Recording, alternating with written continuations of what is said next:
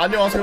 최근 공군 시설 특기설 풀었던 시청자인데요. 오늘은 제가 현역 때 겪은 진짜 핵 폐기물급 패급 병사를 하나 소개하려고요.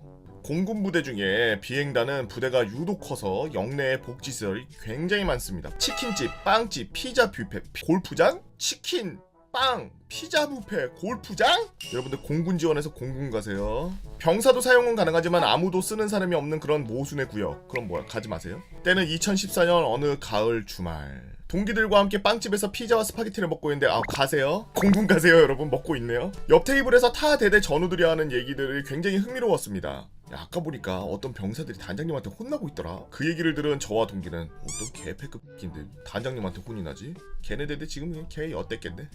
그 당시 단장님은 덕장 그 자체셨죠. 주말 면회실에서 가족과 면회하고 있는 병사를 보면은 바로 외출증을 끊어둬 주시고, 훈련이 끝나면 모든 장병에게 피자도 사주시고, 허례허식 같은 거 싫어하셔서 각종 행사에 불필요한 순서 다 없애버리시는 아주 그런 훌륭한 분이셨죠. 그런 단장님께 혼나는 병사면 진짜 핵폐기물 그 자체라는 소리. 그렇게 빵집에서 나와서 생활관으로 향하던 저희는 후임이 뛰어오면서 다급한 목소리로 말하는 걸 들었습니다. 지금 당직 성한님에 저희한테 다 집합하시랍니다. 그때 뇌리를 스쳐가는 그 단장님께 혼나는 병사. 예, 맞아요. 단장님께 혼나던 병사가 바로 저희 대대 병사였던 거죠. 생활관 앞에서 문제의 병사들에게 사자우를 날리는 당직사관의 불호령에 어떤 놈인지 이렇게 개웃기웃거리면서 봤더니 평소에도 문제를 많이 일으켜서 간부 병사들에게 단단히 찍혀있는 관심 병사들이었습니다. 그렇게 한 차례 당직사관님의 사자우를 듣고 생활관으로 돌아온 저희는 당사자들에게 자초지종을 물어보았죠. 사건의 재구성. 당일 단장님과 전대장님, 대대장님들이 모여서 골프를 치던 골프장에서 일어났던 일입니다. 앞서 말했다시피 병사들이 이용 가능하나 병사들은 출입을 못하게 되어 있어서 골프장에 두 병사는 산책을 하러 들어갔다고 합니다. 마침 단장님께서 친 골프공이 운명과도 같이 두 병사 앞에 떨어졌고, 그 둘은 그 단장님의 골프공을 들고 도망쳤다고 해요. 왜 도망쳤는지는 듣지 못했으나 아마 골프공을 주었을 때 골프를 치던 간부님들이 소리를 치니까 도망친 걸로 예상됩니다. 그런데 그냥 이게 튄 것도 아니고요. 때마침 눈앞에 시동이 걸려있는 골프 카트가 그 옆에 있어서 골프 카트를 타고 튀었다고 하더라고요. 당시 현장에 있던 대대장님께서는 제발 저 새끼들이 우리 대대만 아니길 기도하셨다고 하더라고요. 눈앞에서 자신이 친 골프공과 골프 카트를 도난당한 단장님께서는 헌병 대장님께 헌병 출동 명령을 내리셨고, 기동소대라고 하는 장갑차 운용부대가 출동했습니다. 그 둘은 이제서야 따라오는 장갑차를 보면서 본인들의 잘못을 깨닫기는 개뿔, 골프 카트를 관사지역 풀숲에다가 짱 박아놓고 숨어서 상황이 끝날 때까지 조용히 기다렸다고 하더라고요. 그렇게 버려진 골프 카트를 찾은 장갑차는 관사지역을 샅샅이 뒤지다가 굉장히 수상해 보이는 병사 2명을 보고 검문을 하였더니 잡아서 단장님 앞에 생포해서 데려갔다고 하더라고요. 그렇게 극대노하신 단장님은 병사들을 아주 심하게 꾸짖고, 그 다음에 전대장, 그 다음 대대장, 그 다음 당직사관, 그 다음 병장, 상병 순으로 하루 종일 두 병사는 여기저기 불려가면서 욕을 먹었습니다. 그렇게 두 병사에게 각종 처벌이 내려지고 부대 역사상 최악의 카트 라이더로 불리며 각종 사건 사고를 또 치면서 전역을 하게 되었죠.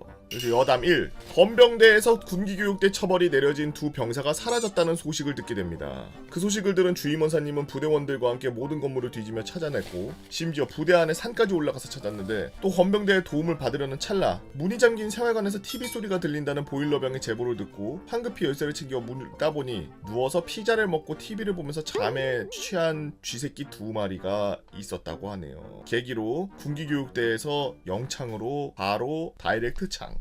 여담 2. 그렇게 시간이 좀 지나고 저 두 놈은 주말에 복장 불량 상태로 밖을 돌아다니다가 당직사령에게 잡혔습니다. 그런데 그 두 놈이 본인들은 원래 대대가 아닌 다른 대대 소속이라고 거짓말을 하였고, 마침 그 당직사령은 그 거짓말한 그 대대 소속이었고, 거짓말을 한 두 놈은 군기교육대에 가게 되었죠. 여담 3.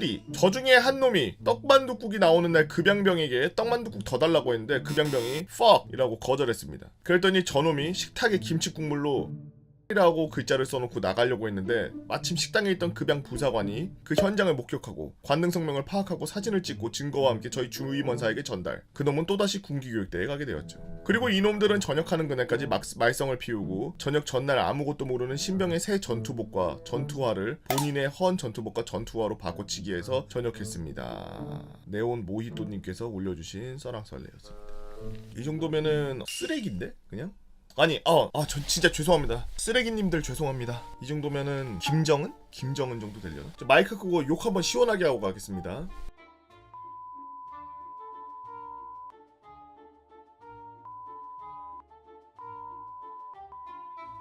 돌아봐 이 새끼들 아니야 이거. 아니 세상에 GTA 아니 GTA에서도 존내 구려서 안 타는 골프카트를 타고서 째네. 미친놈들이네. 아니 생각하면 생각할수록 웃기네. 약간 제가 봤을 때는 정신적으로 문제가 있는 것 같습니다. 조금 크게. 한 놈이 끌고 다닌 건지 아니면 두 놈이 죽이 맞아서 그러고 다녔는지는 모르겠으나 저 정도면은 제가 봤을 때 정상 범주를 넘었고 그거 뭐라 그러더라? 그 공감이 결여되고 다른 사람의 타인의 마음을 이해를 못하고 막 자기만의 세상에 갇혀있고 그거 뭐라 그러더라? 개인가? 아니야 기도 공감은 하는데 무슨 사이코패스 뭐 이런 거보다 더 심한 것 같아. 미친놈이야. 아니 뭐 골프카트 그거 구한 것도 존나 황당하고 멍청한가 싶었는데 이등병 거 옷 뺏어서 전역했다는 거 듣고서 확 거지 같네. 나는 오히려 내 A급 전투복 2등병 주고 왔는데 존나 바보 같은 생각인 게 전투복은 나왔을 때 헐어 입는 게 좋아요. 내 몸에 딱 완전히 기장하고 그런 거 수선 다 돼 있고 내 몸에 맞춰서 군 생활할 때 내가 계속 입고 있었던 그 전투복이 나왔을 때도 제일 편하다고 한 1, 2년은 물론 3년 지나가면 배 나와서 못 입습니다만 왜 그러냐면 예비군 훈련 가서 짬밥 없는 찌끄레기 취급당해요. 예비군 한 3년 차들. 야 조교야 언제 끝나. 집에 가고 싶다. 너도 집에 가고 싶냐? 넌 조금 이따 가야지 새끼야. 너 지금 나가면 타령인데. PX 가자. PX 문 좀 열어줘. 아 왜 안 돼? 아씨 문 열어줘. 아씨 나 훈련 안 받게. 중대장한테 말해. 나 훈련 못 받겠다. 갑자기 부사관 와. 예비군들 못 갑니다. PX 지금 안 되고 지금 통제 중이기 때문에. 통제는 아저씨 몇 년도 군번이에요. 예비군님들 뭐 그렇게 하면 안 됩니다. 병사들 괴롭히지 마시고. 담배 피러 가도 되냐? 한번 물어보겠습니다. 너 왜 이렇게 물어볼 게 많아? 왜 하나도 몰라 너 왜? 저도 병사라서. 그치? 간부가 주 적이지? 아닙니다. 뭘 안 해! 간부 데려와. 뭐 그지랄하고 있는데 뭔 A급을 입고 나가. 전역하시는 분들 잘 들으세요. 전역하기 전에 그냥 멋있게 전신사진 하나 찍어. 휴가 나가서. 그리고 실제로 전역할 때는 B급 입고 나가. 안녕하세요. 평소에 생방송과 유튜브로 시청하고 있는 시청자예요. 오늘은 제가 군 생활 중에 있었던 가장 큰 사건에 대해 이야기해보려고 합니다. 오래된 사건이긴 하지만 제가 당직을 하고 있었기에 정확하게 기억을 하죠. 그럼 한번 이야기해보도록 하겠습니다. 저는 땡땡사단 포병대대에서 근무하였죠. 때는 2012년도 3월 개꿀 중에 개꿀이라는 목요일 당직. 저는 당직부관 근무를 하기 위해서 오전, 오후 일과 후 당일 당직사관이신 포대장님, 중대장님과 함께 16시에 함께 샤워 후 A급 근무복으로 환복 후 17시에 근무 투입을 하였습니다. 17시에 투입 후 관측장교님에게 총기함키를 받고 당직병에게 근무 전 투입 전에 있었던 특이사항에 대해 인수인계를 받았죠. 평소와 다름없는 개꿀 중에 개꿀, 목당. 이미 간부들은 다 퇴근하고 당직사관 저 그리고 당직병이 TV를 보고 있는데 당직사관이 아야 뭔 YTN이요 야 OCN이나 CGV 틀어봐 해가지고 역시 우리 포대장님 하면서 영화 채널 틀고 영화 보면서 저녁 점호해야 될 시간 와가지고 포대장님이랑 같이 오늘 저녁에 점호 어떻게 하시겠습니까 여쭤봤고 포대장은 애들 환복시키고 다용도실로 모이라고 해. 그래갖고 방송으로 당직 부관이 전파합니다. 금일 저녁 점호는 전투복 전투화 환복 후 다용도실에서 실시하도록 하겠습니다. 다시 한번 전파합니다. 금일 저녁 점호는 전투복 전투화 환복 후 다용도실에서 실시하겠습니다. 이상 전달 끝. 그리고 점호는 인원 파악 후 종료 5분도 안 걸렸던 걸로 기억을 하네요. 사건의 시작. 저희는 독립대대였기에 탄약고와 위병소 경계를 해야 했습니다. 그렇게 목요일 당직에 꿀을 쪽쪽 빨면서 경계 근무자들이 인솔하면서 지내던 중 새벽 2시 50분 다음 초 경계 근무자가 내려와서 근무교대 인솔을 나갔죠. 후본 초 위병소 근무자가 제 만마 투임이었기 때문에 이런저런 얘기를 하면서 탄약고 근무자 교대 후 위병소로 가던 중 따다다다다다다다다다다다다 하는 소리가 나는 겁니다. 순간 근무자들과 눈이 마주쳤고 아네버스 라비스 외치면서 위병소로 미친듯이 달려갔습니다. 위병소 도착하기 전 혹시 모를 사고에 대비하기 위해서 근무자들과 주의 경계를 하면서 갔고 위병소 도착하기 10m 전 부사수는 앉아있고 사수는 총을 들고 엄청 흥분한 상태로 부사수에게 욕을 하고 있더라고요. 순간 수만 가지 생각이 들었습니다. 설마 땡땡 사수가 쐈나? 부사수가 혼자 쐈나? 점점 더 가까이 간 후 사수를 말리는데 엄청 흥분해 있는 상태라 다른 근무자들이 애를 쓰고 말렸습니다. 저는 앉아있는 부사수에게 가서 괜찮냐고 물어봤고 말없이 울고만 있더라고요. 위병소에 들어가 위병소 바깥 점등을 켜고 부사수를 보니 다행히 다친 곳은 없었고 말없이 울기만 하고 있었습니다. 사수는 계속 흥분한 상태로 욕을 하고 있었고 부사수에 총을 주워서 탄알집을 보니 완전히 텅 비어있는데 혹시 남은 한 발이라도 있을까 총기 점검을 한 후 소리를 내보니 탁 소리만 나더라고요. 일단 너무 흥분해 있는 사수의 뺨을 3대 정도 제가 후려쳤고 그제서야 정신을 차린 듯 한숨만 쉬더라고요. 일단 근무교대를 하고 부사수를 달래서 제가 부사수에 총을 들고 걸으면서 근무자들 총기 검색하면서 막사 앞으로 왔습니다. 포대장이 야 무슨 일이야 하고 이러고 있었죠. 사수, 부사수 따로따로 불러서 이야기를 들어본 결과 이야기는 이랬습니다. 서로 근무 중에 노가리 까면서 놀던 중 부사수가 K2 안전 단발 점사 연발을 엄지손가락으로 까딱까딱 거리면서 노가리를 까고 있다가 연발로 놓은 상태에서 격발하지 말아야 될 걸 눌러서 격발시켜버린 거죠.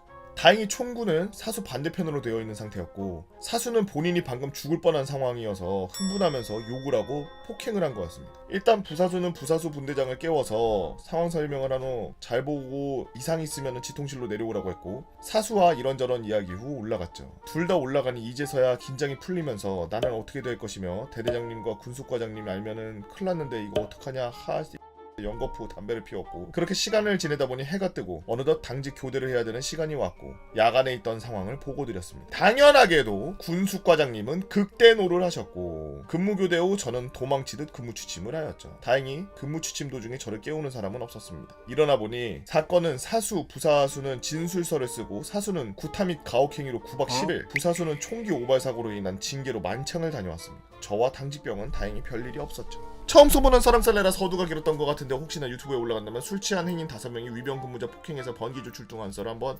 풀어보도록 하겠습니다. 긴 글 읽어주셔서 감사합니다 라고 대화동 주민님께서 올려주신 썰렁썰레였습니다. 사수를 왜 보내? 그러면은 눈앞에서 총을 쏘고 있는데 어떻게 안 패? 나 같으면은 개머리판으로 관자놀이 깼다. 바로 바바바바박 소리 나고서 눈 땡그레져서 이러고 나 쳐다보고 있으면 바로 개머리판으로 갔다가 개머리판 잡고서 개머리판 돌려가지고 머리통 찍었지. 바로 계속 찍었을 텐데 기절할 때까지. 왜 저기 구타 및 가혹행위지?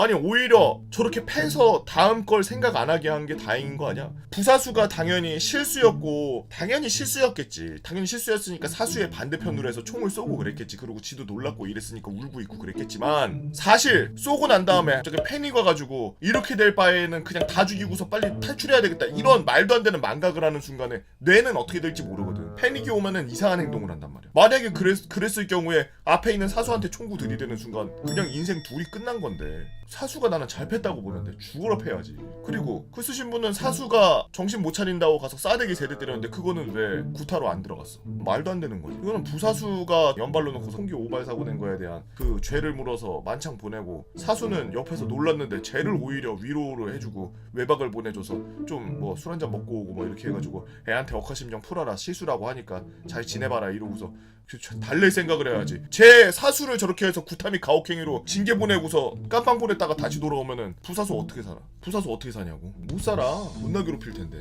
말도 안 되지. 우리 군대 생활하면서 공포탄 소리 자주 듣죠. 총기 안전검사 한다고 막 이러고서 와가지고 막 졸린데 막 총기 안전검사 놀이새 2-3회 후퇴전 놀이새 2-3회 후퇴전진 그러면은 놀이새 2-3회 후퇴전진이라 그러면은 여기서 여기까지 땡겨서 찰칵 이렇게 해야 되는데 조금 짬안 되는데 까불까불거리고 양아치 짓 하는 놈들이 어떻게 하냐면은 선임들한테 보고 배운 걸 써가지고 그다음에 후퇴전진 하겠습니다 깔짝 이렇게 한다고.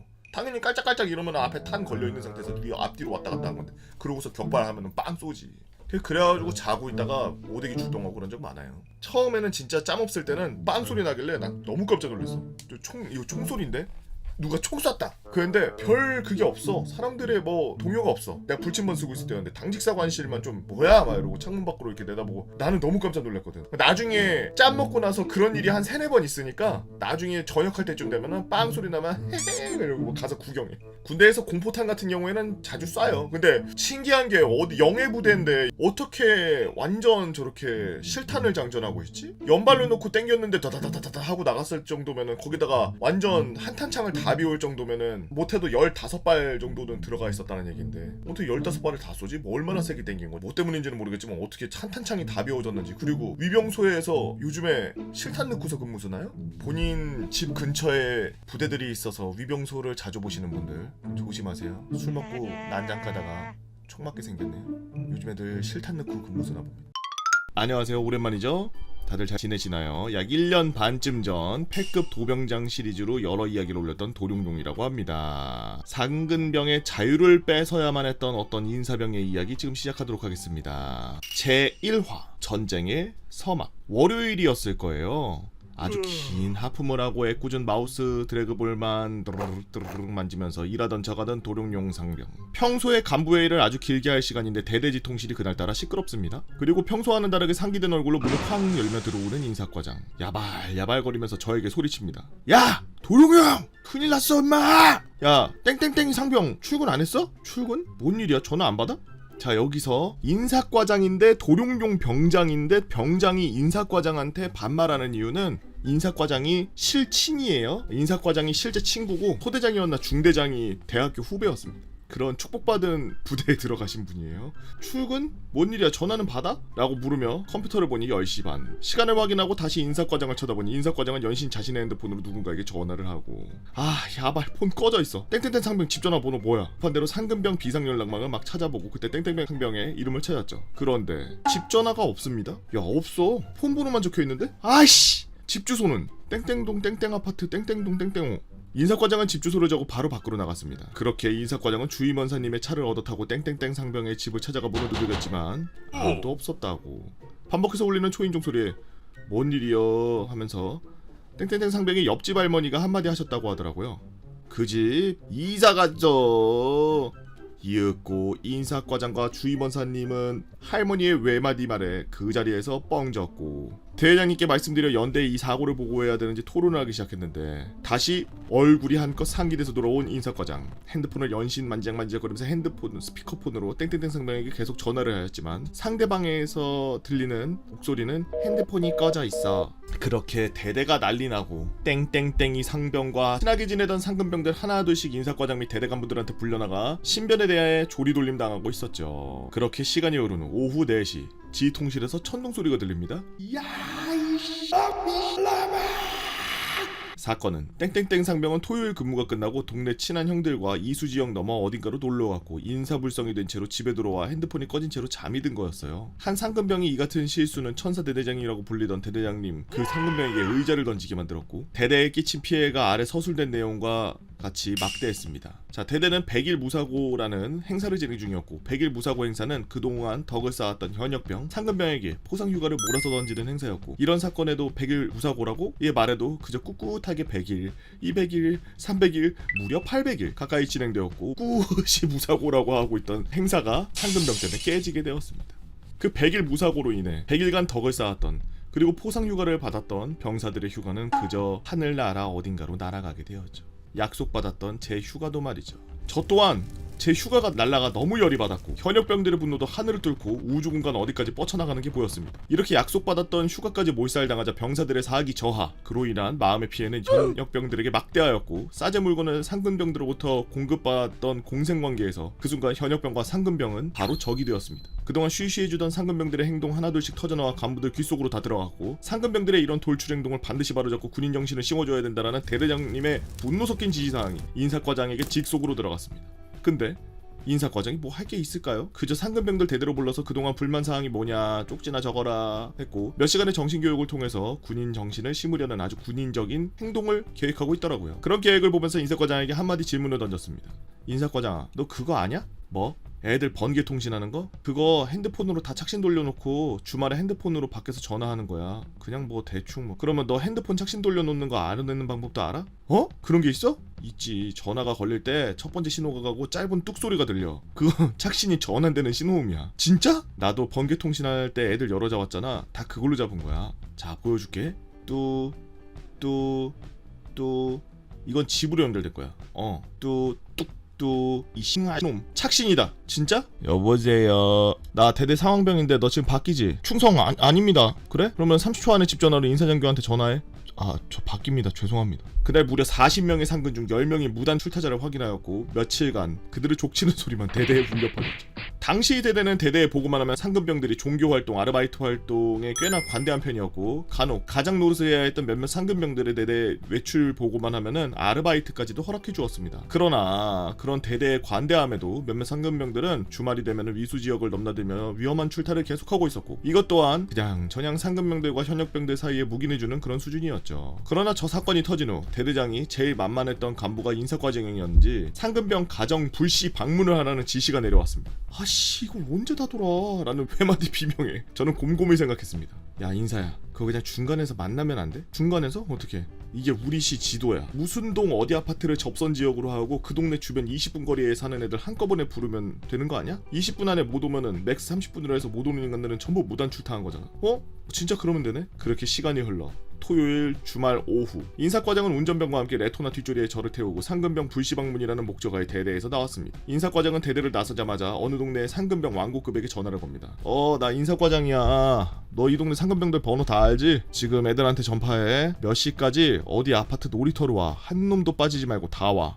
아주 짧은 다가 오가고 상근병들에게 줄 음료수를 사들고 놀이터 한켠 구석에서 인사과장과 저는 상근병들을 기다리고 있었죠. 결론을 말씀드리자면 첫 번째 방문지에서 2명이 안 왔습니다. 상근병 대화방에서 숫자는 모두 사라져 있었지만 전화에도 받지 않았고 약속된 시간과 장소에 오지 않았던 그 2명. 총 5군데로 돌았는데 이게 또 상근병들한테 돌았는지 첫 번째 지역에서 2명, 두 번째 지역에서 1명, 세 번째, 네 번째, 다섯 지역은 모두 다 나오더라고요. 총 3명의 무단 출타자, 위수 지역 이탈자는 그 자리에서 즉시 대대장님에게 보고되었고 에이스라고 불렸던 동사무소 상근병 하나는 착신 전화건에 이어 이번에도 꼬리가 밟혀서 대대장님이 극노하셨고 동대장의 만류에도 대대 상근으로 전출되었습니다.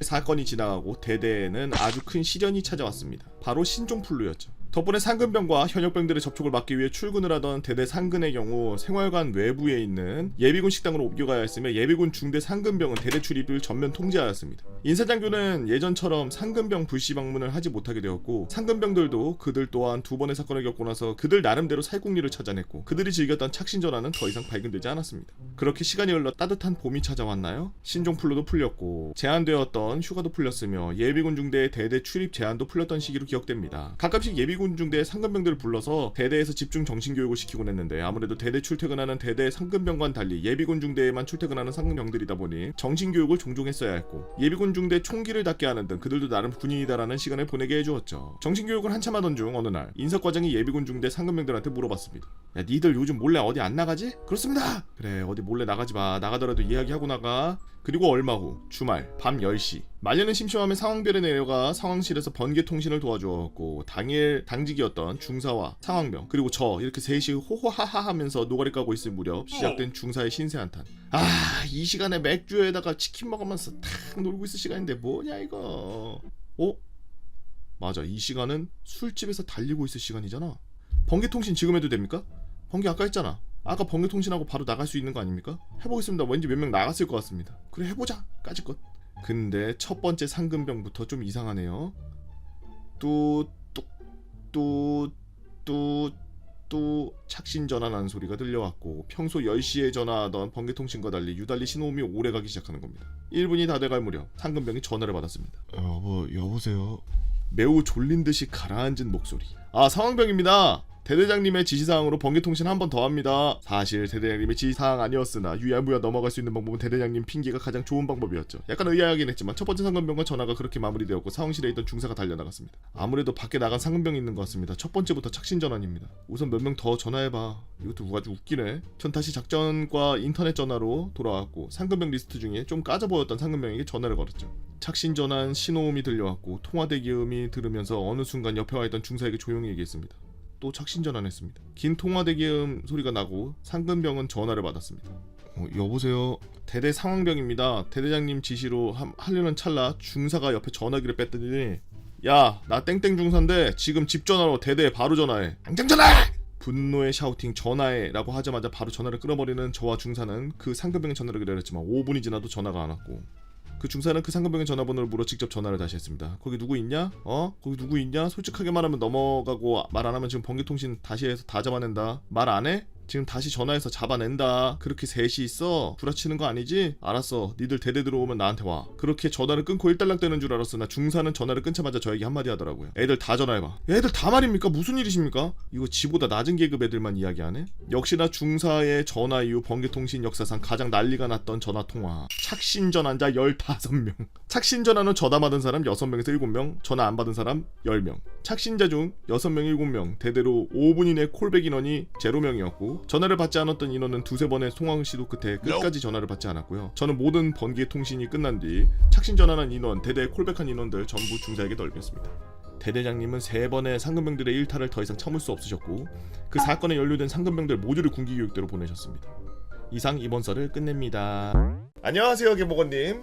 제 썰이 올라가는 걸 보고 깜짝 놀랐습니다. 큰 기대하지 않았는데 올라가다니. 지금이 썰왕썰레 유튜브각 빈집털이각이라는 생각이 번쩍 들어 또 다른 썰을 남깁니다. 유튜브각을 노리기 위해서 10분 이상을 뽑을 수 있도록 열심히 썼어요. 참 대견하네요. 전에도 말씀드렸다시피 18년도 군번에 역동적인 군생활을 했습니다. 아마 그 덕분에 개보건님께서 상상하지 못한 일들을 많이 했었는데요. 바로 그 상상하지 못한 일들이 일어난 것 중에 하나가 핸드폰 시범 운용이었습니다. 병사들 핸드폰 사용을 반대하는 가장 그럴듯한 이유 중에 하나가 바로 보안 문제였는데요. 병사들이 인스타나 자기 SNS에 부대 기밀이나 지통실 혹은 부대 내 풍경 등을 사진을 찍어서 올리면 대체 북괴의 관첩이 침입을 해서 사진 찍고 돌아다니는 거랑 다를 게 뭐냐는 식이었죠. 근데 실제로 이런 새끼들이 진짜 많았습니다. 지금은 뭐 듣기로는 국방부에서 만든 보안용 어플을 설치한다고 했지만 저는 정말 극초기 그런 보안 어플 따위는 없는 야생의 시대였고 그저 우리를 제약하는 건 지통실 찍지 마라 라면서 행보관님이 나눠주신 이 보안 스티커였습니다. 철금 영지스. 대충 요렇게 생긴 스티커인데요. 이걸 전면 카메라에도 하나, 후면 카메라에도 하나 붙이면 끝입니다. 당시 저희 돌로는 맘만 먹고 스티커 떼고 바로 지통실 찍는다면서 비웃었지만 겨우 얻게 된 소중한 핸드폰을 잃고 싶지 않았기 때문에 스티커가 떨어지지 않게 애지중지 관리하며 지내던 어느 날 사실 폰을 하다 보면 할 게 없어서 점점 심심해져 갔습니다. 동기생활관 플러스 선진병영 마편까지 맞은 우리 상병 말 생활관은 정말 아무것도 할 게 없었습니다. 또 당시에 훈련도 없었죠. 연초에 훈련이 너무 많기도 했고 대대장이 추진한 블랙버스터급 프로젝트가 성공리에 마무리되었기에 더 이상 대대장이 뭘 하자고도 안 했습니다.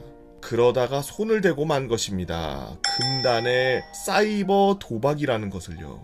듣기로는 사실 배트맨이라는 합법 도박 사이트가 있다고 하더라고요. 하지만 단점이 베팅할 수 있는 금액이 한도가 있다는 겁니다. 듣기로는 한 10만원이 최대라고 들었는데 이게 아마 주에 10만원인가 달에 10만원인가 그럴 거예요. 겨우 그 정도에 만족하지 못한 제 동기들은 불법 사설 토토나 도박 사이트를 찾기에 이르는데 순식간에 우리 생활관을 잠식해 나가기 시작했습니다. 처음에는 불법 토토를 시작하는 데에서 나중에는 바카라니 사다리니 별 이상한 걸 하기 시작했죠. 이내 동기들은 정말 눈에 힘을 빡 주고 도박들을 하고 있었는데 어느 정도였냐면 당시 스포츠 토토 도박을 하던 동기가 그래도 난 결과가 나오려면은 경기 끝날 때까지 3-4일간 도박을 못하는데 쟤네는 그런 것도 없어. 난 상대적으로 도박을 절제하는 거야 라고 말할 정도였으니까 말 다 했죠. 그럴 때마다 나도 해볼까 하면서 고민했지만 솔직히 쫄려서 안 했습니다. 사실 그때까지만 해도 걸릴 거라고는 상상도 못했고 안 걸리면 그만이라지만 내 돈이 다 털릴까봐 쫄려서 손대 못 댔거든요. 이거 완전 호구들에게 초반 돈 좀 따게 해주고 왕창 털어가는 그런 그림이었어요.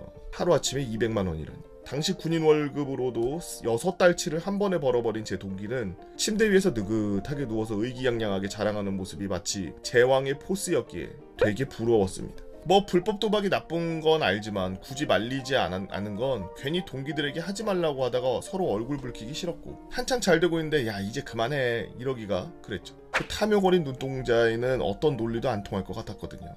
솔직히 말하면 그냥 본인들끼리 몰래 했으면 문제가 안 됐는데 비흡연자인 전 당시 상황을 몰랐지만 사건이 나중에 터지고 난 뒤에 여러 이야기를 듣기론 흡연자들은 흡연장에서만 담배를 필 수 있기에 자연스레 흡연장이 만남의 장소가 되었고 흡연자들 간의 네트워크가 형성되어 여러 정보를 주고받는 일들이 많아졌다고 합니다.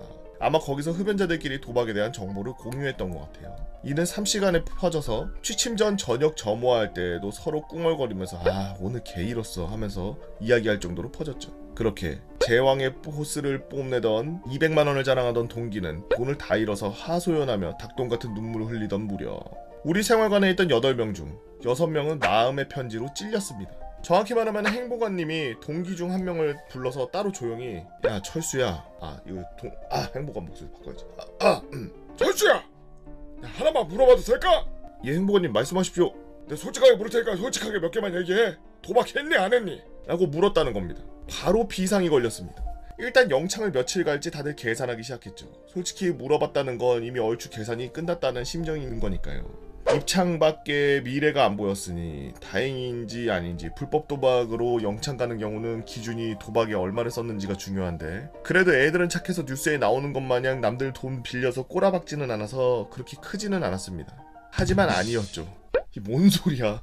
이게 참 모르는 게 나은 지식인데 이 불법 도박에 얼마 썼는지 이거 계산을 어떻게 하는지 아시나요? 예를 들어 우리 철수가 도박에 쓸 군자금을 30만원 모았다고 합시다. 따고 잃고 결국 돈을 다 날렸을 때 군형법에서 철수의 죄는 불법 도박에 30만원을 사용함일까요? 아니었습니다. 1회차 30만원 베팅 결과 15만원 땀 45만원 됨.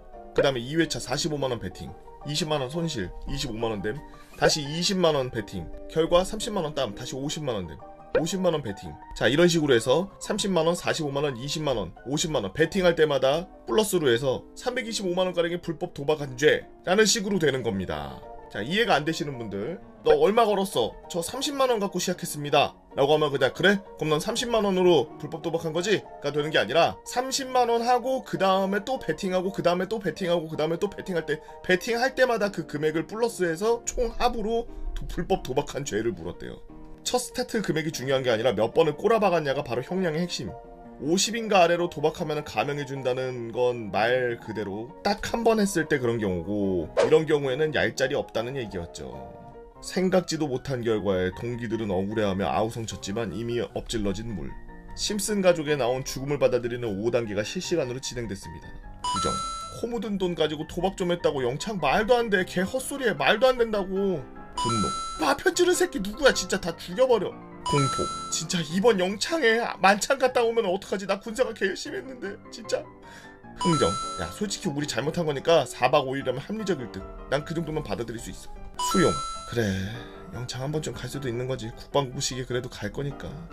예 단계를 거쳤죠. 하지만 제 동기들은 이 1년의 과정을 겪으면서 자기들만 도박한 것도 아닌데 본인들만 가기 억울하다는 생각이 무럭무럭 자라나기 시작하는데 대마불사. 사건을 존내 키우면 보급관이 이를 덮을 것이고 본인들은 안 갈지도 모른다는데 생각이 미쳤습니다. 아 불을 조금 지르면은 꺼지지만 불을 왕창 지르면은 다 태울 때까지 기다렸다가 그냥 덮어버린다 이 얘기지. 아까 말했던 흠 네트워크로 도박하던 사람들끼리 어느 정도 데이터가 있었고 아는 인원은 중대 70명 중에 본인들 포함 20명.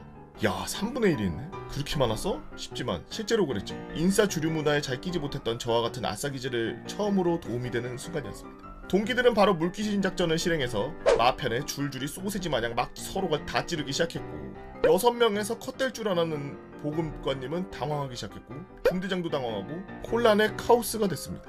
왜냐? 당시 우리 부국관님은 좋게 말하면 사람이 참 인자한 분이었고 나쁘게 말하면 유투리가 없는 사람이었죠. 융통성이 없는 보국관님은 이미 대대장님에게 보고를 했고 20명 가까이 불어난 이 사태마저 보고해야 할지 고민하고 있었던 겁니다. 결국 사건은 더더욱 커지기 시작했고 중대원 전수조사까지 가게 됩니다. 정확히 말하면 도박한다고 찔린 애들에게 사실대로 밀고 하면 목숨만은 붙여주겠다라며 윽박지는 거였죠. 그러다 보니 줄줄이 소세지 고구마 마냥 막 계속 서로 불어서 사실 땡땡일병도 했습니다 하면서 일이 더욱 커졌고 군번이 꼬일 대로 꼬인 우리 소대 막내인 이등병 박땡땡이도 불법 도박을 했다는 사실이 밝혀지면서 아니 군대 들어온 지 얼마 되지도 않는 놈이 불법 도박에 영창을 가야 한다는 사실에 보호관님 앞에서 진짜 눈물 콧물 빼면서 쳐울더라고요. 덕분인지 아닌지는 모르겠지만 그 이등병은 영창은 안 갔고 사건이 너무 커지자 오히려 우리 생활관 인원들만 1벌100개로 단돌이 당하고 나머지는 유야무야 넘어가는 형국이 되었습니다. 결국 6명 중 5명이 만창을 가게 되었습니다. 왜 6명 중 5명이냐고요? 한 명은 만창을 안 갔거든요. 하늘이 무너져도 솟아날 구멍이 있다고 보호관님이 도박에 사용한 계좌를 말하라고 하니까 친구 계좌를 불렀다고 하더라고요. 그러니 아까 이야기한 형량의 큰 요소인 정상금이 매우 적게 나왔고 만창이 아닌 며칠 정도만 갔다 오고 만 것이죠.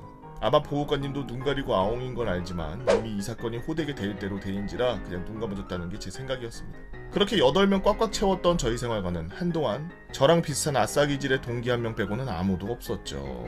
재미있으셨으면 좋겠네요. 지금은 뭐 어떻게 하는지 모르겠습니다. 국방부 어플을 깔면 뭐 이런 데도 다 차단되나 싶고요. 이상 썰랑썰레 재밌게 보는 구독자 크래커였습니다 라고 크래커님이 올려주신 썰랑썰레였습니다. 안녕하세요 개보건님. 저번에 개미 불태우려다가 막사 다 태워버리고 기름 탱크 날려버릴 뻔했던 썰 썼던 봉구수 박보검입니다. 아래 글은 제가 개미 태우다가 막사 날려먹을 뻔한 개패급 상병이 되기 이전의 이야기. 웃기려는 MSG보다는 그냥 리얼한 군대 이야기를 지향하겠습니다. 저희 부대는 사단에서 약 20km 떨어져 있는 격오지 중대였습니다. 사단에서 20km면 그냥 다른 부대라고 불러야 되는 거 아니야? 무슨 사단에서 20km나 떨어져 있어? 서울에서 20km면 수도권 외곽 밖인데? 주변에 360도로 전부 산. 부대로 들어오는 길은 한 개뿐이었고 꼬불꼬불한 길은 한 4-5km 계속 가야지 마침내 위병소가 보이는 그런 산 속에 아주 고립된 그런 부대였죠. 위병소가 내려오는 길이 너무 가파르기 때문에 브레이크가 마시간 차량이 위병소 바리케이트에 꼬라박는 일이 있었습니다. 아이고, 대형 버스 브레이크가 나갈 정도로 가팔랐대. 저는 이 부대에서 같이 배치받은 동기들과 함께 레토나에 타고 이 꼬불꼬불한 길을 들어오면서 앞으로의 군생활도 그리 녹록지는 않겠다라는 생각이 강하게 왔죠. 바야흐로 2009년. 저는 대학생활이나 뭐하나 이렇다 할 성과도 없이 거의 생각 없이 세상만사 시간 흘러가는 대로 그냥 살고 있었습니다. 그러다가 에라이 이럴 바에는 그냥 군대나 가자 하고 군대로 직행. 이 일은 9월에 입대하여 훈련소 기간을 마치고 자대로 배치받자마자 생긴 일입니다. 새로운 부대에 레토나를 타고 내리자마자 제가 본 첫 광경은 연병장의 운동회처럼 흰 천으로 차양막이 막 쳐져 있고 행사를 진행하고 있는 모습이었어요. 행보관님이 말했습니다. 너희들도 저 밑에 내려가서 다 두부 쳐먹어.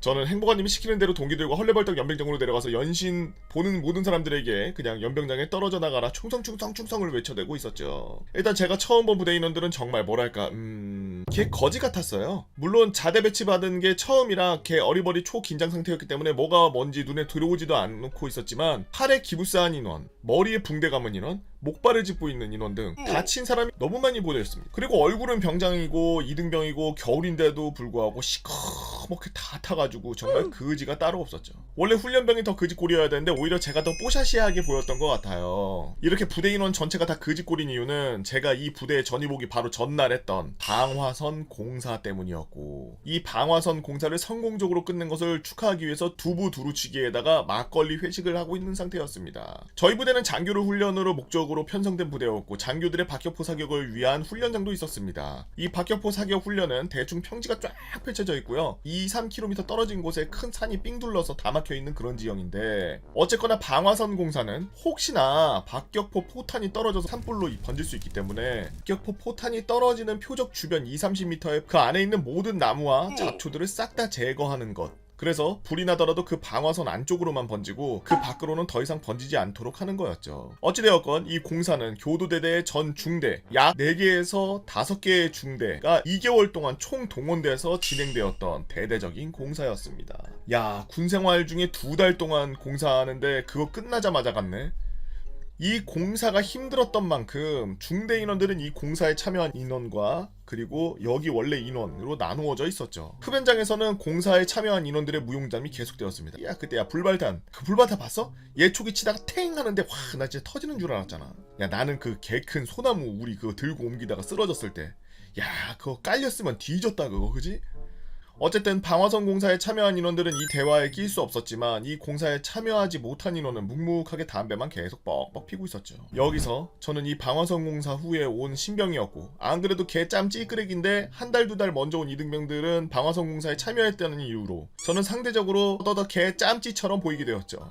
게다가 저는 거기다가 꼬인 군번으로 저 때는 1개월 단위로 동기제였기 때문에 2등병 선임이 2명이 있는 놀라운 광경. 근데 제 맞선임이 말이죠, 이하 야발 맞선임이라고 부르겠습니다. 개월수는 한 달 차이나 실제로는 2주 먼저 온 주제에 고참인 척 진짜 오지는, 게다가 이 사람은 이상한 친화력과 근본 없는 패기로 선임들을 줄줄이 먹고 있었죠. 2등병인데도 1병급 선임에게 중간중간 반말 비스무리하게 해서 선임들을 하나둘씩 잠식해가고 있었다. 물론 중대에서 이 친구를 좋게 보지 않는 타 소대원들도 많았고, 저희 분대 분대장은 항상 이 친구 때문에 야, 니네 소대 개 빠졌더라, 야 김땡땡이 관리 안 하냐 라는 소리를 항상 들어야 됐고, 저희 분대 분위기는 항상 긴장감 긴장감이 감돌았습니다. 그리고 내리갈굼으로 개 털려야 정상이지만 이렇게 묵은 보온으로 개기는 또라이 김땡땡은 다들 처음 봤다는 터라 다들 쉬쉬하고 넘어가는 분위기. 저는 이 김땡땡의 마투임이었습니다. 근데 이 친구 말이죠. 위로는 선임들한테 맘먹어가지고 밑으로는 후임들 개갈고대는 인생이 미친놈이었어요. 저는 이 친구 밑에서 살아남는 방법을 고안했고 이 부대의 특 A급 병사가 되자라고 결심했습니다. 이후 저는 2등병으로서 군기가 매우 바짝 든 모습으로 일관되게 유지했고 이 개빠진 2등병과 대비되어 저 때문에 제 맞선임 김땡땡은 항상 선임들에게 욕을 먹고 있었죠. 이렇게 김땡땡은 저로 인해 선임들로부터 욕을 먹자 저에게 더 갈굼의 농도를 짙어지는 부작용이 늘어났죠. 이 김땡땡 제가 작업을 개빡세게 하고 있을 때면 야 적당히 좀 해. 네가 그렇게 개빡세게 하면 나 뭐야 하면서 제게 하소연을 늘어놨습니다. 제가 작업을 열심히 하다 보니 소대 왕고 병장 한 분이 야 글쓴이야 너처럼 열심히 하면 밖에 나가서 뭘 해도 성공하겠다 라는 기분 좋은 칭찬도 듣게 되었죠. 저는 사실 이 갬땡땡 병사가 저 때문에 욕먹는 게 그리 기분 좋고 고소하지만은 않았습니다. 처음에는 갈굼에 대한 소심한 복수가 되었지만 이후에는 미안해지더라고요. 어찌되었건 저는 선임들의 인정을 받았으니 너무 기뻤고 저는 더더더더 개오버하면서 열심히 했고 그렇게 시간이 지나고 어느 날 저의 열심히는 광기로 바뀌었고 저희 분대가 화장실 청소를 배정받은 날 그날도 여느 때와 다름없이 치약으로 바닥을 갈기고 있었죠. 빗자루로 미싱이라는 걸 하면서 미친듯이 청소를 하고 있었는데 이게 미싱을 모르시는 분들이 계실까봐 말씀드립니다. 치약을 그냥 바닥에다 막 뿌리고 물을 어느 정도 뿌린 다음에 빗자루로 갖다가 이렇게 비벼요. 학교 다닐 때 그 자갈 같은 거 중간중간에 껴져 있는 콘크리트 코팅되어 있는 그런 바닥은 아무리 쓸고 닦아도 먼지가 계속 어딘가에 끼고 그러기 때문에 왜냐면 흙먼지를 맨날 밖에서 갖고 들어오잖아. 그러다 보니 거기서 자야 되는데 내무실 자체가 전부 그냥 먼지 판이에요. 그래서 한 번씩 미싱이라는 거에서 묵은 먼지를 다 제거하는 작업을 하는데 그게 이제 물청소죠. 하고 나면 잠을 못 자요. 졸릴 때 눈 밑에다가 치약 바르면 잠 안 온다 그러잖아요. 숨 쉴 때마다 무슨 맨솔 담배 피는 것 같아요. 그러던 와중에 저희 분의 실세 상병선임이 연기 막혔네. 저를 포함한 분대원들은 똥통을 모두 달려왔고 시커멓고 아주 떡떡한 게 똥 병기를 맡고 있는 걸 봤습니다. 모두들 답답해하며 뚫어뻥을 기다리고 있을 때 저는 오른팔에 활동복을 비장하게 걷어올리고 병기에 그냥 맨손으로 집어넣어서 똥을 잡아서 밖으로 빼냈습니다. 내 똥도 만진 적 없는데 남의 똥을 이렇게 만지다니. 분대원들은 야이 아우씨 야이씨 하면서 경악을 하고 뒤로 물러났죠.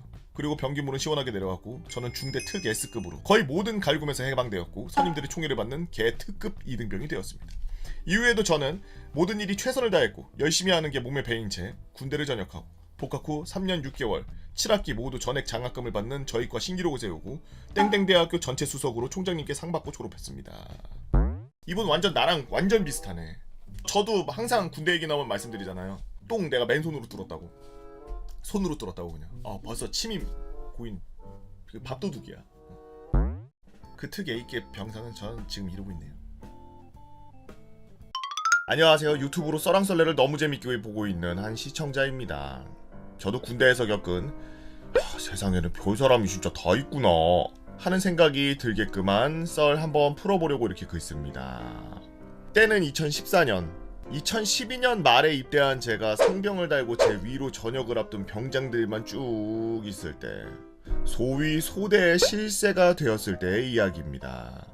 저는 파주의 한 기계화 보병 대대에서 근무하고 있었어요.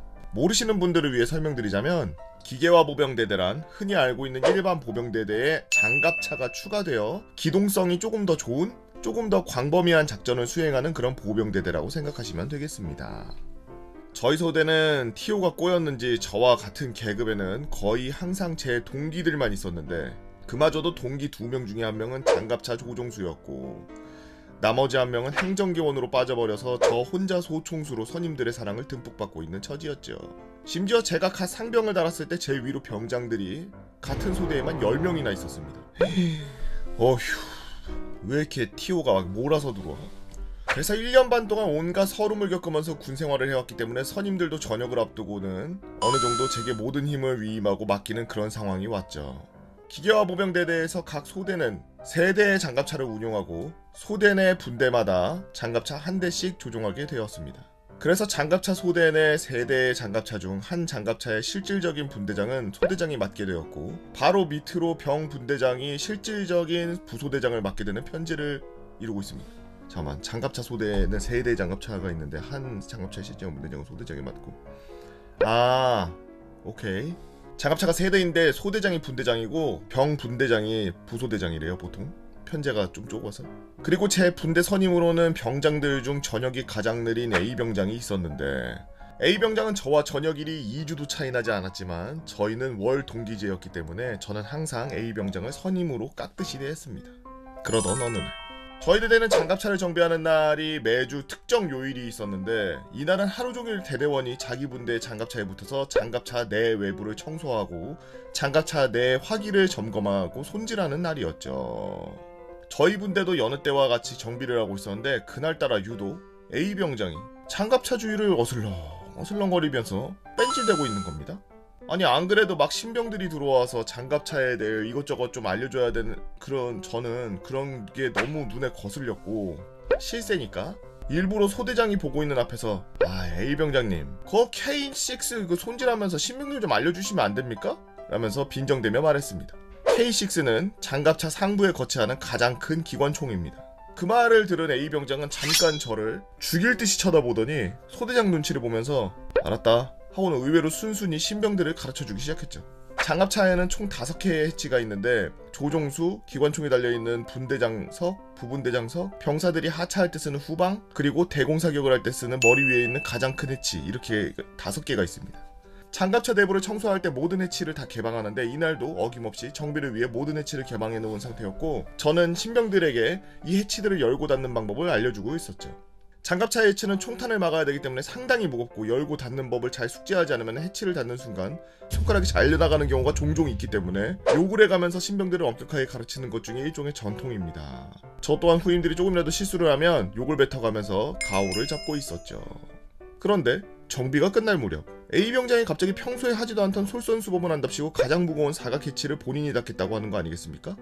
아까 전에 신병들 앞에서 뭐 하라 그랬다고 신병들 앞이라 사람이 변하려나 보다 생각하며 그러라고 했고 정비를 마무리하기 위해 장갑차 안에서 이것저것 체크리스트를 확인하고 있었습니다. 그러다 갑자기 꽝 하는 소리와 함께 눈앞이 깜깜해졌습니다. 그렇습니다. 제가 장갑차 안에 서 있을 때 A병장이 일부러 사각 해치를 제 머리 위로 닫아버린 겁니다.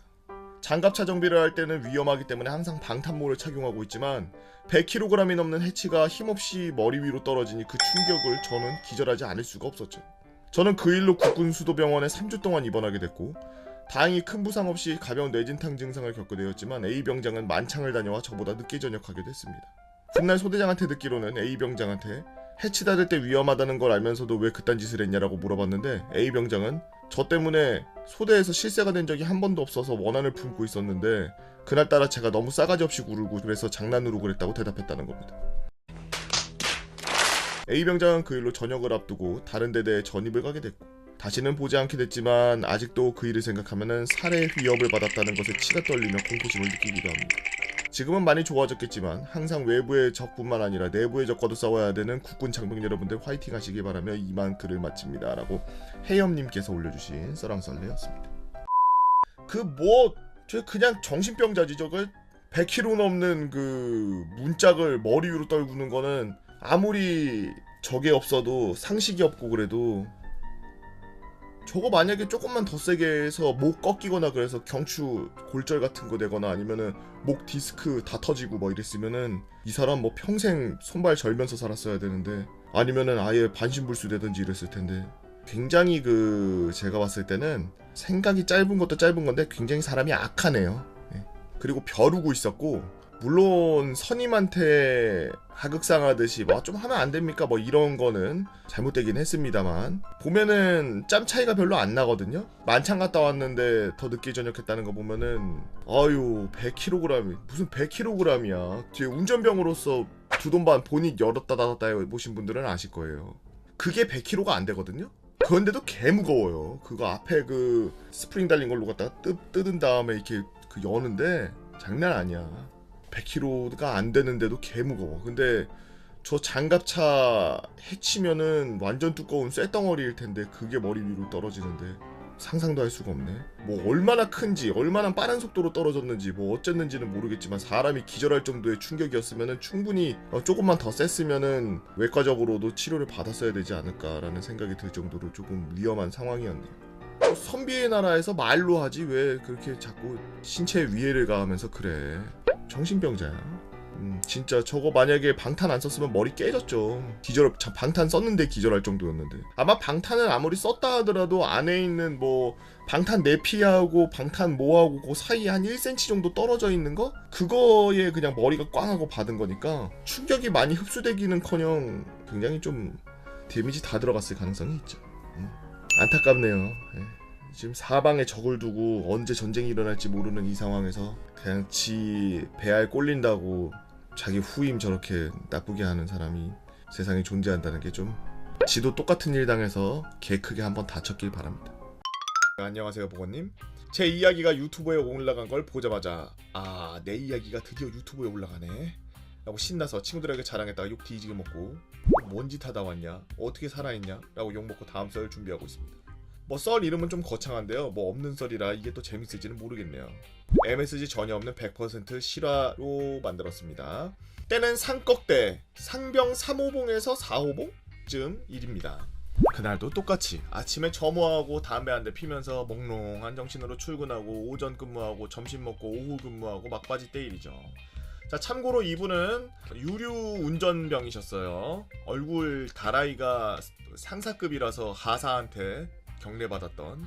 마지막 비행을 지원하고 피곤한 정신과 몸을 가지고서 복귀를 준비하고 있었습니다. 이상하게 그날따라 유독 하늘이 노랗고 이쁘게 생겼더라고요. 매일 보는 하늘인데 그날따라 묘한 기분이 들었습니다. 하늘을 계속 보다 보니 작업이 끝난 후 후임을 데리고 사무실 복귀를 준비했습니다. 일병 때쯤 생긴 규칙인데 2인 1조로 작업하라고 해서 둘이 다녀야 됐습니다. 같이 온 후임은 들어온 지 한 달쯤 되었던 막내 바로 맞선이. 들어온 지 얼마 안 된 신병이라 운전대를 못 잡게 돼 있어서 제가 선탑자이면서 운전자로 근무를 했죠. 항공기 밥 다 주고 기름 줬다 이 얘기예요. 이제 퇴근할 시간에 싱글벙글, 거기다가 유독 하늘도 이뻐서 기분이 매우 좋았습니다. 지금 생각해보면 저때 정신줄을 좀 잡았어야 됐는데. 제가 근무를 한 땡땡 비행대대는 사무실에서 멀기도 하고 급유차처럼 큰 차는 차량 전용 도로를 이용하기가 애매했습니다. 딱히 군법 위반은 아닌데 그냥 암묵적으로 큰 차 다니기가 어렵기도 하고 운전을 많이 안 하는 병사들이 운전하는 거니까 좁은 도로 불안하니까 암묵적으로는 그쪽 도로로 가지 말고 급하거나 필요시에만 이동이 가능한 도로였고, 간부는 그냥 차량 도로로 다니기도 했어서 그냥 아무도 안 볼 때 저도 그냥 다녔죠. 근데 저는 이때 그냥 비상시 도로가 아닌 차량 도로로 갔어야 했습니다. 말을 이어가자면 사무실로 복귀를 위해 활주로로 나가는 0번 게이트에서 급유차를 멈추고 공군 LTE로 관제탑에 무전을 시도했습니다. 이상하게 무전 치면 바로 받는 곳인데 안 받더라고요. 또 얼마 전에 공군 LTE 무선망이 잠시 먹통되었다는 일이 떠올라서 또 먹통인가 보다 하고서 생각하고 있는데, 활주로에 팔로우카가 갑자기 반짝반짝 아름다운 영롱한 빛을 내면서 저를 유혹하고 있었습니다. 항공기 유도 차래요. 반짝반짝. 꿀벌카, 꿀벌차, 꿀차 등으로 불리는데 활주로 위에 헌병이라 불리는 차량입니다. 차량 운행도 간부만 하기 때문이죠. 저 꿀벌놈이 영롱하게 빨로미라고 써져 있는 빛을 저에게 계속 뿜어내는 겁니다. 저는 어두운 날 불꽃에 이끌리는 나방마냥 천천히 전진하며 LTE가 고장나니까 팔로우카가 나를 유도해주는 거구나. 와, 역시 이게 통솔이지 라는 생각을 하면서 근데 이거 맞나? 라는 생각도 했습니다. 지금 보니 상병이 들어온 지 얼마 안 된 한 달 된 병아리에게 그런 걸 물어보니 저도 정상이 그때 아니었나 봅니다. 야, 저 팔로우카가 우리 따라오라고 하는 거 맞지? 그런 거 같지 않습니까? 저희가 조금 전진하니까 저 차도 조금씩 전진하는데 이 정도면 따라오라 그러는 것 같습니다. 그렇지? 너도 그렇게 생각하는 거지? 그렇게 저는 긴가민가하지만 뇌는 거의 이거는 그냥 따라서 90% 가도 되는 거다 라고 생각하고 조금씩 전진하면서 같이 가고 있었습니다. 조금씩 전진하니 꿀벌차가 조금씩 저희를 유도하듯이 조금씩 저희를 유도하면서 앞으로 가는 겁니다. 그렇지, 역시 우리를 진짜로 유도해 주려고 했던 거구나 라는 생각에 뇌내 망상에 빠져버렸고, 거기다 꿀벌차 운전자석에서 따라오라는 손짓을 하니 신빙성이 있었죠. 급유차가 활주로를 전부 올라타고 천천히 전진하고 있는데, 야, 세워! 응? 왜 또 세우래? 급유차 뭐 문제 생겼나? 작업문 안 닫았나? 라고 생각하면서 뭔가 문제일까 하고 생각하고 있는데 창문 내리고 머리를 빼꼼 내민처럼 왜 그러십니까? 계속 저희 유도해 주십시오. 무슨 문제 있으십니까? 라고 물어봤더니 야, 이 야 헬기 내리잖아 피해 이 새끼야. 하고 저는 빠르게 사이드미러를 한번 쳐다봤는데 거울에 보인 건 바로 블랙호크 세대. 야발. 군대 운전병으로 다녀오신 분들은 아시겠지만 사이드미러에 늘 이런 글씨가 있습니다. 사물이 거울에 보이는 것보다 가까이 있음. 사물이 거울에 보이는 것보다 가까이. 저는 그 순간 소리를 질렀죠. 으아! 이거 뭐야! 옆에 있던 후임은 제가 사자우를 날리니까 발로 창문을 열어서 뒤로 돌아봤고 저 상빈이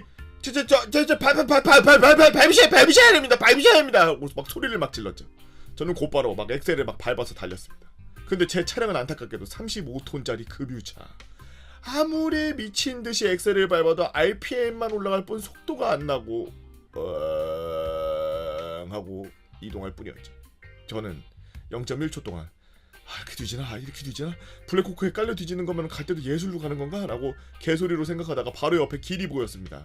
평소에 절대 출입이 불가능한 길로 항공기가 내릴 때 유턴하거나 그런 길입니다.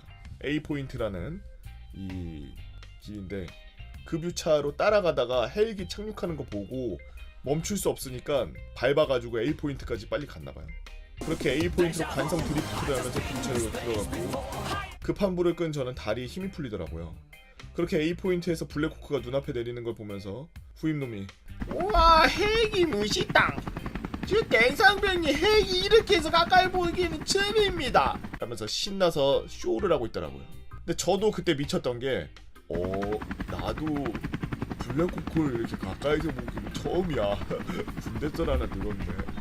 아마 자포자기해서 그랬나 싶습니다. 그때 휴가도 어차피 못 나가는 상황이라 제정신이 아닌 상태라서 영창을 가면 급여받는 일을 그동안 안 해도 되니 그게 낫지 않을까라는 미친 생각을 하고 있었죠. 원래 항공기 관련 부서에서 근무를 하면은 그날 외래기라고 해가지고 그 다른 부대 비행기가 방문 예정이 있는 걸 미리 알려주는데 그날은 그런 게 없었거든요. 그래서 알고 보니 저 헬기는 육군 투스타가 탄 장성급 헬기였다고 하더라고요. 그렇게 헬기는 관제탑 앞쪽으로 주차를 하고 더 내리는 헬기 없나 하늘로 확인하고 출발하려는데 이것도 근데 LTE로 전화를 해가지고 가야 되나 싶어서 전화를 했습니다. 랄랄랄라 땡땡 게이트에서 땡땡까지 급유차 이동해도 되겠습니까? 지금 연락한 급유차가 활주로에 나와 있는 급유차? 예 그렇습니다. 죄송합니다. 일단 이동해라. 이렇게 LTE로 연락 후 또 미친 생각을 했죠. 걔 욕 처먹을 줄 알았는데 의외로 묻어가네? 별일 없나? 해 하면서 관제탑 앞으로 지나가고 있는데 근데 그날 저희 비행단 보급날이어서 C-130 수송기가 관제탑 앞에 서 있었죠. 그동안 C-130은 많이 봤었고 또 방금 전에 블랙호크 사단이 있었던지라 정신도 마음도 너덜너덜한 상태. 그냥 아무 생각 없이 지나갔습니다. 근데 저 멀리는 경광봉이 세차게 흔들면서 누가 뛰어오더라고요. 또 뭐야 라는 생각으로 차를 세웠습니다. 필상 무슨 일이십니까? 야 임마! 너 항공기 밑으로 지나다니고 그러면 어떡해! 저는 아까 블랙호크 얘기하는 줄 알았죠. 근데 그게 아니더군요. C-130이 주차되어 있는 부분에 꼬리 부분에 길이 있는데 이게 블랙호크도 내려야 되고 C-130도 내려야 되니 그 작은 공간에 항공기를 4대 대어야 하니 먼저 내린 C-130을 맨 끝에 대놓은 겁니다. 근데 저는 끝에 길이 있으니까 거기로밖에 이동을 못하니 그냥 지나가고 있는데 알고 보니 C-130 꼬리 밑으로 기어서 지나가고 있는 거였더라고요. 이런 식으로요. 35톤짜리 유조차 끌고 누가 보면 사보타주 하는 줄 알았겠다. 제가 편집했는데 이렇게 꼬리 밑을 정확히 지나갔더라고요. 급유차가 크기도 하고 길어서 진짜 딱 저 정도였습니다. 아까 경광봉을 흔들고 있던 분은 상사분이셨고요. 야 임마! 너 이거 부딪혔으면 너만 죽는 게 아니라 좀 더 조심히 다녀! 저는 상사분에게 나긋나긋 말하시며 다음부터 조심해라 라고 하시니 큰일 날 뻔했지만 사고가 안 났으니 다행이다라는 생각으로 사무실로 복귀했습니다. 이게 하루 만에 있었던 일이에요? 사무실로 복귀하고 반장님께 보고드렸습니다. 반장님 보고드리겠습니다. 필승 상병 땡땡땡 외 일명 근무 중 잠깐? 약간의 해프닝과 함께 안전히 복귀했습니다. 야 이 개 그게 해프닝이 아니라 뒤질 뻔한 거지 새끼야. 그게 무슨 해프닝이야 이씨 라고 어이없다는 듯이 참 하면서 웃으면서 얘기하셨고 뭐 다행히 다치지 않고 돌아왔고 관제탑에서도 운전자 교육 다시 하라는 정도에서 끝나는 거 보니까 오늘 퇴근 전에 교육이나 하고 퇴근하자. 퇴근 준비해라. 예 죄송합니다 라고 보고를 마치고 이 일은 해프닝으로 끝났죠. 띠용? 진짜로? 안 혼나고 끝났다고? 팩이랑 박아서 활주로 폭파시킬 뻔하고 C130 꼬리에다 갖다 사보타주 할 뻔했는데 이걸 하나도 안 혼났다고? 이렇게 쓰고 보니 저는 인생 살면서 쓰룬을 여기다 다 쓴 게 아닌가 싶습니다. 지금이야 전역하고 민간인 되었으니 웃으면서 쓰는 썰이지만 그때 당시에는 손발이 달달 달렸습니다. 근데 뭐 아직까지 살아있으면 된 거 아닐까요? 이번 썰도 유튜브에 올라가면 다음 썰 준비하겠습니다. 소방동기 얘기들은 실내 사격장 화재 썰, 중국 러시아 항공기가 NLL 침범했던 썰, 5년 동안 눈 한 번 안 오던 부대에서 하필이면 말년에 폭설 내린 썰 정도가 있겠네요. 라고 불카님께서 올려주신 썰랑썰레였습니다. 저는 중국 러시아 항공기가 NLL 침범한 썰 써주시면 감사하다고 생각하겠습니다. 왜냐면 뉴스에 그런 거 잘 안 나오니까요. 근데 썼다가 잡혀갈지도 모르니까 잘 알아보고서 쓰세요.